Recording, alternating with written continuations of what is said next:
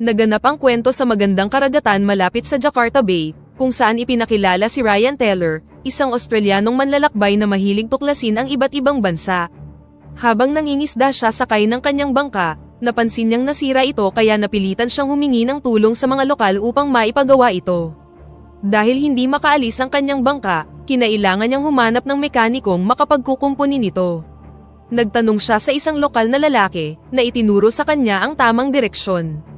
Sinuyod ni Ryan ang mga kalye ng nayon hanggang sa matagpuan niya ang mekanikong si Epi, na sinuri ang spare parts ngunit wala siya ng kailangan ni Ryan.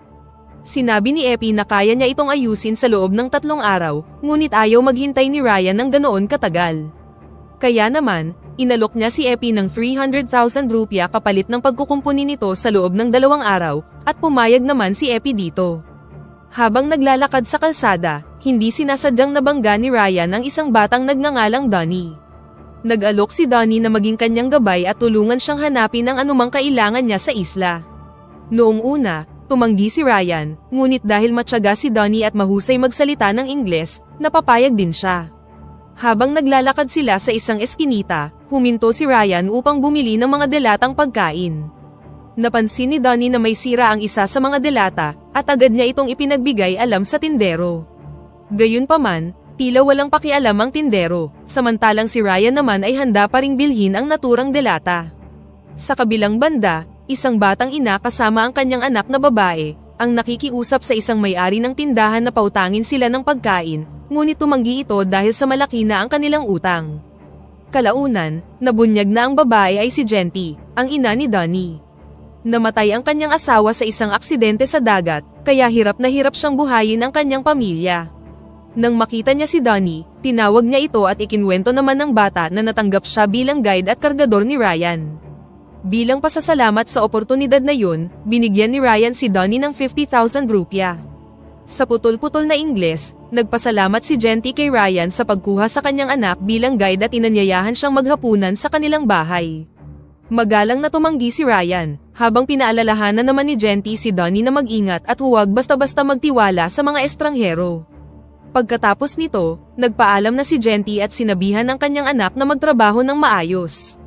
Habang isinasakay nila ang mga gamit sa bangka, hindi napigilan ni Ryan ang maamong pakiusap ni Donnie, kaya pinayagan niya itong sumakay. Nang ma-curious, hinawakan ni Donnie ang iba't ibang gamit sa bangka at tinanong si Ryan kung ano ang dati niyang trabaho, na sinagot naman ni Ryan na retirado na siya. Kalaunan ng hapong yun, ibinalik na ni Ryan si Donnie sa isla. Bago sila naghiwalay, muling inimbitahan ni Donnie si Ryan na maghapunan sa kanilang bahay, sa isang maliit na barong-barong na may asul na pinto sa dulo ng kalsada. Nang gabing yun, habang kumakain si Ryan ng kanyang delatang pagkain, naisip niyang tanggapin ang imbitasyon ni Donnie, at nagtungo sa bahay ng bata para sa hapunan. Samantala, sa isang bangkang hindi kalayuan sa kinaroroonan ni Ryan, isang dalagang babae ang pilit na hinihila ng isang lalaki. Ang bangka ay pagmamay-ari ni Yanto, ang pinuno ng isang lokal na sindikato na sangkot sa human trafficking. Target ng grupo ang mga kabataang babae mula sa mga isla sa paligid ng Jakarta, at inutusan ni Yanto ang kanyang mga tauhan na humanap pa ng mas maraming biktima upang ipadala sa isang lalaking nagngangalang Lee sa Jakarta. Sa bahay naman ni Donnie, hindi mapigilan ng bata ang kanyang pananabik na ikwento sa kanyang mga kaibigan ang tungkol sa nakilala niyang dayuhang si Ryan. Gayunpaman, hindi naniwala ang mga kaibigan ni Donnie sa kanyang kwento, hanggang sa may kumatok sa pinto at dumating si Ryan na may dalang sariwang huling isda mula sa dagat. Labis ang tuwa ni Donnie nang mapatunayang totoo ang kanyang sinabi. Habang hinihintay nilang maluto ang kanilang hapunan, ipinakita ni Donnie ang kanyang mga alagang manok kay Ryan, na kalaunan ay nagtanong tungkol sa ama ng bata. Malungkot na ibinahagi ni Donnie na matagal na itong pumanaw. Sa kabila ng malungkot na usapan, masaya pa rin silang nagsalo sa isang simpleng hapunan. Nang magpaalam na si Ryan, hiniling niya kay Donnie na samahan siyang muli sa pantalan kinabukasan. Pagsikat ng araw sa Thousand Islands, dumating sa isla ang isang grupo ng mga armadong lalaki na pinamumunuan ng lokal na kriminal na si Abel. Nanginig sa takot ang mga bata dahil alam nilang muli na namang kukuha ng mga kabataang babae ang grupo. Samantala, abala si Ryan sa pagtuturo kay Donnie kung paano gumawa ng mga palaso, at kung paano manghuli ng isda sa dagat. Ipinagmamalaki nilang iniuwi ang kanilang huli kay Genty, na labis na humanga sa kanilang husay. Muling inanyayahan ni Genty si Ryan na maghapunan sa kanilang bahay, at masaya naman itong pumayag bago umalis. Pagkatapos nito, nagtungo si Ryan kay Epi upang kunin ang mga piyesang ipinagawa para sa kanyang bangka. Gayunpaman, nadismaya siya sa kalidad ng pagkakaayos, kaya hiniling niyang ayusin itong muli, habang sinasagot ang karagdagang gastos. Dahil sa mga pangyayaring ito, lalong tumibay ang samahan ni Ryan at ng pamilya ni Donnie, kung saan madalas siyang bumisita at makisama sa mga aktibidad kasama sina Donnie, Dewey, at Genty, na hindi maiwasang mapatingin sa kanya. Isang araw, labis na nalungkot si Donnie nang mapatay ng isang asong gala ang paborito niyang manok. Pinayuhan siya ni Ryan na meron siyang dalawang pagpipilian, kalimutan na lamang ang nangyari, o gumanti sa pamamagitan ng pagpatay sa aso. Ngunit tumanggi si Donnie na gumawa ng ganoong kalupit na bagay, at sa halip ay nagpas siyang gumawa ng mas matibay na kulungan upang maprotektahan ang kanyang mga alagang manok. Nang gabing yun, sinamahan ni Ryan si Donnie sa pagbabantay sa mga manok laban sa mga asong gala, ngunit hindi lamang mga aso ang panganib sa isla. Patuloy na naghahasik ng takot ang grupo ni Yanto sa mga residente, kung saan puwersahan nilang kinukuha ang sinumang babaeng magustuhan nila. Dinudukot ang mga kabataang babae mula sa kanilang mga tahanan, at ang mga lumalaban ay tinatakot o sinasaktan. Kinaumagahan sa palengke ng isla, tinulungan ni Donnie si Ryan na ayusin ang mga pinamili nito. Nang hindi magkasya ang mga ito, pinakiusapan ni Ryan si Donnie na ihatid ang mga pinamili gamit ang kanyang kahoy na kariton. Habang masayang hinihila ni Donnie ang kariton, biglang mabilis na dumaan sa palengke ang sasakyan ni Abel at ng kanyang mga tauhan, na bumangga kay Donnie bago mabilis na umalis. Sa sobrang galit, naghagi si Ryan ng bato na tumama sa side mirror ng sasakyan, dahilan upang huminto ang mga salarin at hinarap ang ating bida. Nang hindi nagpapakita ng takot, inakay ni Ryan ang mga ito sa isang tahimik na lugar at mahinahong hinarap ang mga armadong lalaki, na patuloy siyang minumura at tinututukan ng mga itak. Gayunpaman, mabilis na nauwi sa marahas na labanan ng kumprontasyon ng atakihin si Ryan ng isang thug, na gumanti ng may nakakagulat na bangis at tuluyang pinatay ang mga kalaban. Habang duwag na nagtatago si Abel sa loob ng sasakyan, mabilis na sinaklolohan ni Ryan si Donnie, at nabahira ng dugo ang kanyang mga damit habang inaasikaso ang bata. Kalaunan, lumabas si Abel sa sasakyan at tiningnan ang kanyang mga tauhan, ngunit wala na siyang nadatnang buhay. Alam ni Ryan na wala ng oras na dapat sayangin, kaya agad niyang dinala si Donnie sa kanilang bahay, kung saan naghihintay si Genty. Tiniyak niya kay Genty na gagamitin niya ang kanyang kaalaman sa medisina, at ang mga kagamitang nasa kanyang bangka upang mailigtas ang buhay ni Donnie. Namangha si Genty sa husay ni Ryan sa pagtatahi ng sugat ng bata, ngunit nanatiling tikom ang kanyang bibig tungkol sa kanyang nakaraan. Habang ginagamot si Donnie, nalaman ni Ryan ang tungkol sa grupong matagal nang naghahasik ng takot at nagpapahirap sa mga naninirahan sa isla. Ikinwento ni Genty na ang mga thugs ay buwan-buwang pumupunta sa palengke, upang mangikil ng pera at dumukot ng mga kabataang babae. Takot na takot ang mga taga-isla na lumaban dahil ang sinumang sumuway ay karaniwang pinapatay. Nang ma-realize ni Ryan na nasa matinding panganib si Genty at ang kanyang mga anak, inalok niya silang ilikas sa isang ligtas na lugar. Gayunpaman, tumanggi si Genty na iwan ang kanilang tahanan sa kabila ng banta sa kanilang buhay. Samantala, nagmamadaling bumalik si Abel kay Yanto, na nooy walang awang pinapahirapan ng isang dalagang nagtangkang tumakas mula sa kanilang barko. Ipinakita ni Abel ang larawang kuha niya kay Ryan, at agad naman itong nakilala ni Yanto. Naalala niya na matagal nang ipinapahanap ni Lee si Ryan, kaya na-realize niyang kailangan niyang ipaalam agad ito sa kanyang boss. Samantala, sa isang marangyang apartment sa Jakarta, namumuhay si Lee bilang isang matagumpay na negosyante sa larangan ng real estate, na nagmamay-ari ng maraming nightclub at mga mamahaling hotel. Ngunit sa likod ng kanyang marangyang pamumuhay, nagtatago ang kanyang madilim na lihim. Sangkot siya sa bentahan ng ilegal na droga at human trafficking, lalo na sa pagbibigay ng mga babae sa kanyang mga nightclub. Nang iabot ng kanyang tauhan ang isang teleponong naglalaman ng mensahe mula kay Yanto, nabigla si Lee nang makita ang litrato ni Ryan. Agad na bumalik si Lee sa kanyang mansyon, at kinuha ang isang lumang file na matagal niyang itinatago. Pagbukas ng kanyang laptop, ikinumpara niya ang larawan ni Ryan sa impormasyong nasa kanyang mga record. Nang makumpirma ang pagkakakilanlan nito, agad siyang tumawag upang umupa ng isang grupo, na ang misyon ay hulihin si Ryan ng buhay at dalhin ito sa kanya.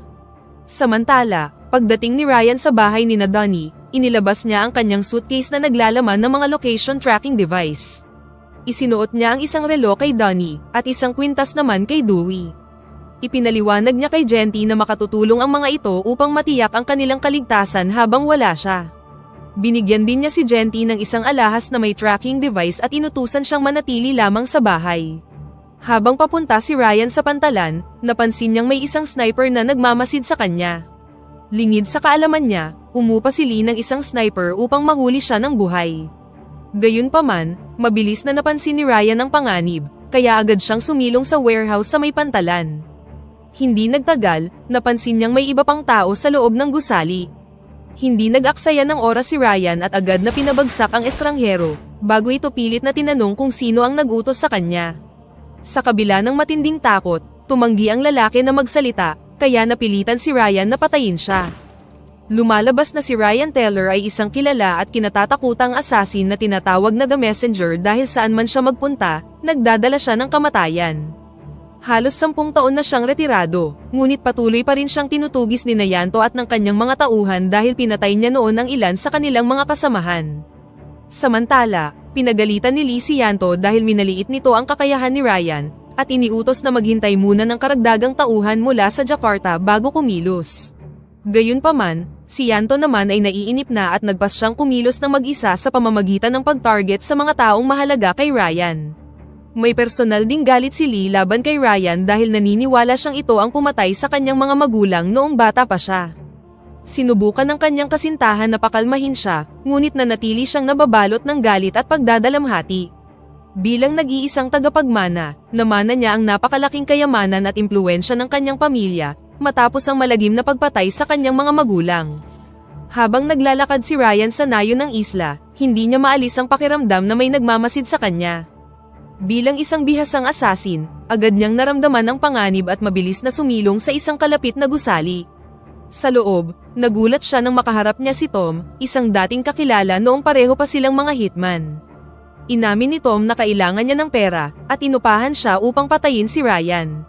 Nang marinig ito, nagulat si Ryan na nagawa siyang gawing target ni Tom sa kabila ng kanilang pinagsamahan noon. Tinanong ni Ryan kung sino ang gustong magpapatay sa kanya, at ibinunyag ni Tom na isang lalaking nagngangalang Lee mula sa Jakarta ang may kagagawan nito. Nakiusap si Tom na patawarin siya at nangakong tuluyan na siyang hindi magpapakita. Gayunpaman, alam ni Ryan na huli na ang lahat at hindi niya maaaring basta na lamang itong palayain. Samantala, lalo pang naiinip si Yanto kaya nagpa siyang kumilos ng mag-isa. Inutusan niya ang kanyang mga tauhan na magtungo sa isla at patayin ang sinumang may kaugnayan kay Ryan, kabilang na ang 2 batang malapit sa kanya. Hindi nagtagal, dumating sa isla sina Abel at ang kanyang mga tauhan upang isagawa ang utos, ngunit ang hindi nila alam, nakahanda na sa kanila si Ryan. Bigla niyang sinaksak ang sarili sa dibdib upang alisin ang nakatagong GPS device sa ilalim ng kanyang balat. Samantala sa New York, si Toby, isa sa mga admin na namamahala sa isang worldwide assassin organization, ay natanggap ang signal na may isang dating miyembro na handa na muling magtrabaho. Ang taong yun ay si Ryan, isang legendary hitman na dating isa sa pinakamahal ang serbisyo sa kanilang organisasyon. Samantala sa isla, nakatanggap si Abel ng tawag mula kay Yanto, na nag-utos na patayin sina Donnie, Dewey, at ang kanilang ina. Ngunit nabalitaan na ng mga taga-isla ang pagdating ng grupo, kaya nagmadali silang nagtago sa loob ng kanilang mga bahay at mahigpit na isinara ang mga pinto. Naging isa itong mahaba at nakakatakot na gabi, habang sinusubukan ng mga kriminal na labanan ang isang veteranong hitman. Isa-isang napatay ni Ryan ang mga tauhan ni Yanto, ngunit nagkamali siya sa isang mahalagang bagay. Sa kanyang pagmamadaling harapin ang mga kalaban, nakalimutan niyang bantayan ang bahay ni Genty. Nang makarating siya doon, nawawala na sina Donnie at Dewey, habang si Genty naman ay malubhang sugatan. Noong una, inakala niyang patay na ito, ngunit agad niyang napansing buhay pa siya at binigyan ito ng paunang lunas. Ilang sandali pa, tumunog ang telepono ni Ryan. Sa kabilang linya ay isang lalaking nagpakilalang si Lee, na nag-utos kay Ryan na pumunta sa Jakarta sa loob ng susunod na 4 na oras. Nagbanta siya na kapag hindi sumunod si Ryan, papatayin niya sina Donnie at Dewey. Kalaunan, inalagaan ni Ryan si Genty kasama ang mga kapitbahay, at nangako sa kanya na ibabalik ang kanyang mga anak. Hindi nagtagal, si Yanto ay nasa barkong binabantayan ng kanyang mga tauhan, nang bigla silang salakayin ng isang mamamatay tao, na lumabas na si Ryan. Agad siyang tumawag kay Lee upang humingi ng tulong, ngunit muli lamang siya nitong pinaalalahanan na maging maingat at ibinaba ang tawag. Sa sobrang galit, inutusan ni Yanto ang lahat ng kanyang mga tauhan na ihanda ang kanilang mga armas at ipinag-utos kay Abel na patayin ang killer. Samantala, nakapasok si Ryan sa isang silid kung saan nakakulong ang ilang kababaihan. Kahit natatakot ang mga ito sa kanya, binigyan niya sila ng baril upang maipagtanggol ang kanilang sarili kung may ibang papasok sa silid. Nang papalapit na si Abel sa kinaroroonan ng mga babae, agad siyang nabaril at napatay ng isa sa mga armadong bihag. Sina Yanto at ang dalawa pa niyang tauhan ay nagpaputok din ng kanilang mga rifle laban kay Ryan, ngunit hindi nila ito napigilan. Sa sandaling yun, na-realize ni Yanto na nagkamali siya, at desperadong nakiusap kay Ryan na patawarin siya, kapalit ng lahat ng kanyang kayamanan. Gayunpaman, malamig na tumanggi si Ryan at sinabing wala siyang gusto sa anumang pag-aari ni Yanto dahil mas mayaman pa siya sa kanya. Matapos ang nangyari, mabilis na sumakay si Ryan sa kanyang speedboat at naglayag sa gitna ng dilim patungong Jakarta. Habang nasa biyahe, tinawagan niya si Toby at ibinigay ang kanyang activation code upang humiling ng serbisyo ng 2 sniper malapit sa kanyang target na lokasyon. Gayunpaman, iisa lamang ang available na sniper na nagngangalang Mike, at ang bayad dito ay umaabot sa $1,000,000 para sa 1 oras na serbisyo. Kahit napakalaki ng halaga, agad na inilipat ni Ryan ang bayad at inupahan si Mike para sa misyon. Pagdating sa Tanjung Priok Port, bumaba siya sa kanyang bangka at kaagad na nakita ang berdeng infrared signal, na palatandaan ng lokasyon ng sniper na si Mike. Agad niyang kinontak ang sniper, ibinigay sa kanya ang activation pin code, at tinalakay ang mga detalye ng kanilang misyon. Kinumpirma ni Mike na magiging handa siya sa eksaktong lokasyon pagkalipas ng 60 minuto, kaya agad na sumakay si Ryan sa isang naghihintay na Bajaj. Kinuha niya ang serbisyo ng driver nitong si Adi, at inutusang ihatid siya sa una nilang destinasyon. Dahil sa napakaseryosong kilos ni Ryan, hindi maiwasang kabahan at matakot si Adi. Ipinaliwanag ni Ryan na naroon siya upang iligtas ang isang batang babae, at iiwan muna niya ito sa bahay ni Adi bago sila tumuloy sa susunod na target. Sa kabila ng takot na nararamdaman ni Adi, hindi na siya nakatanggi pa at sinamahan si Ryan sa gusaling merong mahigpit na seguridad. Pagdating nila doon, inutusan ni Ryan si Adi na manatili sa loob ng Bajaj dahil delikado ang lugar. Habang papalapit si Ryan sa gusali, pinatigil siya ng mga gwardya, ngunit sa mismong sandaling yun, agad na kumilos si Mike, ang sniper na kanyang inupahan. Gamit ang radyo, naghintay si Mike ng susunod na utos habang siya at si Ryan ay naglunsad ng walang awang pag-atake, na nagresulta sa isang madugong masaker. Samantala, nanginginig sa takot si Adi habang naghihintay sa loob ng kanyang Bajaj, dahil hindi niya inakalang masasangkot siya sa isang napakadelikadong sitwasyon. Sa mga oras na yun, bigla siyang pinalibutan ng mga armadong lalaki na itinutok ang kanilang mga baril sa kanya, at sumigaw na lumabas siya ng sasakyan. Napansin ng isa sa kanila ang bag ni Ryan at inakusahan si Adi na kasabwat nito. Ngunit bago pa sila makakilos, isa-isang sumabog ang ulo ng mga armadong lalaki dahil sa mga tumpak na pagpapaputok ni Mike mula sa malayo. Matapos kumpirmahin ni Mike na ligtas na ang Bajaj driver, agad na umakyat si Ryan sa itaas ng gusali. Gayunpaman, hindi pa rito natapos ang pagsubok ni Ryan. Sa itaas, nadatnan niya si Vargas, isang mersenaryo na inutusan ni Lee, na may nakatutok na baril kay Dewey. Hinangaan ni Vargas ang husay ni Ryan, ngunit nagtataka siya kung bakit bumalik pa ito para sa isang tila maliit na dahilan. Habang nakahanda na si Mike sa kanyang posisyon, ikinonekta ni Vargas ang isang video call kay Lee, na ipinahayag na 12 taon niyang hinintay ang pagkakataong ito dahil si Ryan ang pumatay sa kanyang mga magulang. Inutusan ni Lee si Ryan na ibaba ang kanyang baril, ngunit sa hindi inaasahang pagkakataon, isa-isang napatay ang lahat ng tauhan ni Lee sa lugar, na labis na ikinagulat ng mobster. Mabilis na iniligtas ni Ryan si Dewey sa pamamagitan ng paglalagay dito sa isang sulok ng silid, at sinabing ipikit ang kanyang mga mata at takpan ang kanyang mga tainga. Habang may hawak na itak, ipinaalam niya kay Lee na napatay na niya si Vargas at siya na ang susunod niyang tatargetin. Habang inaatake si Vargas, nagbanta si Ryan na pananagutin si Lee kapag may nangyaring masama kay Donnie. Ngunit sa kabila ng bigat ng sitwasyon, nanatiling nakatuon si Lee sa kanyang paghihiganti at inutusan ang kanyang mga tauhan na maghanda para sa kanilang huling paghaharap. Matapos ang magulong engkwentro, isinakay ni Adi at Ryan si Dewey sa Bajaj, at nagtungo sa bahay ni Adi sa ilalim ng dilim ng gabi. Bago muling umalis, ipinaalam ni Ryan kay Addie na babalik siya mamaya upang sunduin si Dewey. Habang hinihimok silang magmadali, sinuri ni Ryan ang kanyang telepono at mabilis na natunton ang lokasyon ni Donnie sa pamamagitan ng GPS. Sa kabilang banda, kalmadong naglalakad si Mike matapos ipaalam ni Toby na matagumpay niyang natanggap ang bayad mula kay Ryan at meron sa kanyang naghihintay na bagong kliyente sa Rome. Ngunit bago pa tuluyang matapos ang kanilang komunikasyon sa radyo, nagpa siya si Mike na tulungan si Ryan at pagkatapos ay nagtungo na sa Red Club. Pagdating doon, pumasok si Ryan sa loob ng club, habang si Addie naman ay nag-alinlangang sumunod. Pinaalalahanan ni Ryan si Addie na nakataya ang buhay ng batang lalaki dito, kaya hindi na sila maaaring umatras ngayon. Sa kabila ng matinding takot, nagpa siya si Addie na tumulong. This is the last time I'm going to help you. I promise you. What do you want me to do? I need you to be rich. Nagkunwari siya na isang mayamang negosyante at dinala ang mga dolyar na ibinigay ni Ryan upang ipamahagi sa mga security sa loob.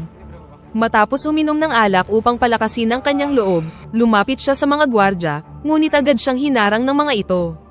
Dahil sa kanyang mabilis na pag-iisip, nagpanggap siyang namimigay ng pera sa mga gwardya, dahilan upang payagan siyang makapasok. Nagsimula na ang engrandeng kasiyahan sa Red Club at mahigpit na binabantayan ang bawat entrance. Ang nightclub na ito ay pag-aari ni Lee, na ginagamit din bilang sentro ng kanyang mga ilegal na gawain tulad ng pagbebenta ng droga at human trafficking. Dahil sa malakas na koneksyon ni Lee sa pulisya, walang sino man ang naglalakas loob na ipasara ang club. Namangha si Addie sa marangyang kapaligiran at natagpuan pa ang kanyang sarili na nabighani sa isang babaeng dancer sa entablado. Gayunpaman, agad niyang naalala ang kanyang misyon kay Ryan at na-realize na 10 minuto na lamang ang natitira upang maipamahagi ang lahat ng pera. Kaya naman, nagpanggap siya na parang isang boss at nagsimulang mamigay ng mga dolyar sa bawat gwardya na kanyang madaanan. Kalaunan, nakita niya ang isang dalagang pilit na pinapainom ng isang lalaki. Alam niyang kailangan niyang kumilos kagad, kaya namagitan siya at iniligtas ang babae habang binibigyan ng $1 ang lalaki upang patigilin ito. Ngunit mabilis na nagbago ang takbo ng mga pangyayari, nang matuklasan ng mga security na ang kanilang natanggap na pera ay mga paper bomb na inihanda ni Ryan. Hawak ang kanyang baril, pumwesto si Ryan sa may pintuan at naghanda sa pagharap sa mga armadong tauhan ni Lee.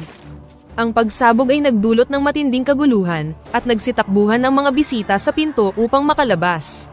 May ilang nasugatan sa insidente, ngunit nagawa pa ring makapasok ni Ryan sa loob ng club. Nagpatuloy ang matinding bakbakan habang walang tigil na pinapaulanan ng bala ng mga tauhan ni Lee sina Ryan at Mike, na buong tapang namang lumalaban. Sa pagtutulungan ni Ryan at Mike, isa-isa nilang napatay ang lahat ng armadong tauhan ni Lee sa silid, hanggang sa wala nang natirang buhay. Pagkatapos nito, nagpaalam si Mike sa radyo at umalis na sa lugar, habang si Ryan naman ay pumunta sa ibabang palapag. Samantala, nagsimula nang magpanik si Lee nang mapansing hindi na sumasagot ang kanyang mga tauhan sa itaas. Pagdating ni Ryan sa ibaba, sinalubong siya ng ika-4 na hitman na nagngangalang Jack. Sa kabila ng matinding panganib at pagiging dehado, nagawa pa ring baligtarin ni Ryan ang sitwasyon at nagawang patayin si Jack. Ngunit habang walang pag-iingat na lumapit si Ryan kay Lee, bigla siya nitong binaril. Pagkatapos nito, sinamantala ni Lee ang pagkakataon at walang awang binugbog si Ryan. Labis siyang nagulat nang makita ang maalamat na asasin na walang kalaban-labang nakahandusay sa kanyang harapan, at hindi niya inakalang ganoon kadali niya itong madadaig. Para sa kanya, masyadong madali kung babarilin lamang niya si Ryan. Sa halip, kinuha niya ang isang espada na nakasabit sa dingding at sinaksak si Ryan gamit ito. Nabunyag na ang espadang yon ay mismong sandatang ginamit noon ni Ryan sa pagpatay sa mga magulang ni Lee, dahilan upang mapatahimik siya at muling balikan ang masasakit na alaala ng kanyang nakaraan. Pagkatapos ay iginiit ni Lee na kukunin niya sina Donnie at Dewey, at sinabing habang buhay silang maglilingkod sa kanya. Ngunit nang handa na si Lee na gamitin ang espada para patayin si Ryan, biglang nagkamalay si Donnie at agad na pinana ang mobster. Sinamantala ni Ryan ang pagkakataon upang hikayatin si Lee na bitawan na ang kanyang matagal nang inaasam na paghihiganti, at inutusan si Donnie na ipikit ang kanyang mga mata. Sa huli, namatay si Lee nang hindi natutupad ang kanyang paghihiganti, at tinulungan ni Donnie si Ryan na makatakas. Samantala, lumabas si Addie mula sa banyo at nadatnang patay na ang mga tauhan ni Lee habang papalapit na rin ang mga pulis, kaya nagmamadali siyang umalis sa lugar dala ang matinding takot. Makalipas ang isang linggo, natutulog si Addie sa loob ng kanyang Bajaj nang maramdaman niyang tila may sumakay na pasahero. Nagising siya at laking gulat nang wala siyang makitang tao, kundi isang maliit na itim na suitcase.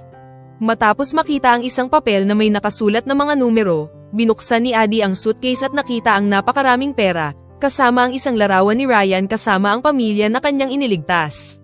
Sa labis na saya, agad na hinanap ni Addie si Ryan upang magpasalamat, ngunit hindi niya ito natagpuan.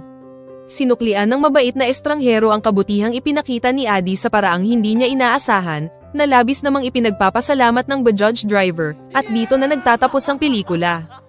Pakipindot naman ng like button kung nagustuhan mo ang pelikula at kung hindi naman, pindutin mo ng 2 beses ang dislike button para lang makasiguro.